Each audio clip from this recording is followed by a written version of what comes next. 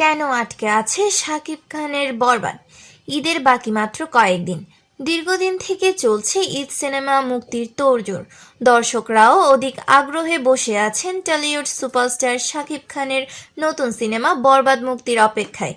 তবে ঈদ কাছাকাছি এলেও এখনও চলচ্চিত্র সার্টিফিকেশন বোর্ডের অনুমতি পায়নি সিনেমাটি।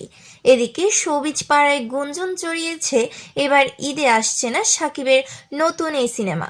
যদিও গতকাল সোমবার বরবাদ জমা হয় চলচ্চিত্র সার্টিফিকেশন বোর্ড প্রদর্শনীর জন্য। এরপর আরও এক দুঃসংবাদ পায় শাকিব ভক্তরা। প্রদর্শনী শেষে সিনেমাটি নিয়ে আপত্তি জানিয়েছে বোর্ড, দেওয়া হয়েছে কিছু সংশোধনী। বাংলাদেশ চলচ্চিত্র সার্টিফিকেশন বোর্ডের উপপরিচালক মঈনুদ্দিন বলেন, প্রদর্শনী শেষে কিছু সংশোধনী দিয়েছে বোর্ড। ভায়োলেন্সে আপত্তি জানানো হয়েছে, দেওয়া হয়েছে কিছু অবজারভেশন। সেগুলো ঠিক করলে ফের দেখা হবে ছবিটি। জানা যায় সংশোধন করে জমা দিলে আজকের মধ্যে সেন্সরে আবার প্রদর্শক করে সার্টিফিকেট প্রদান করবে।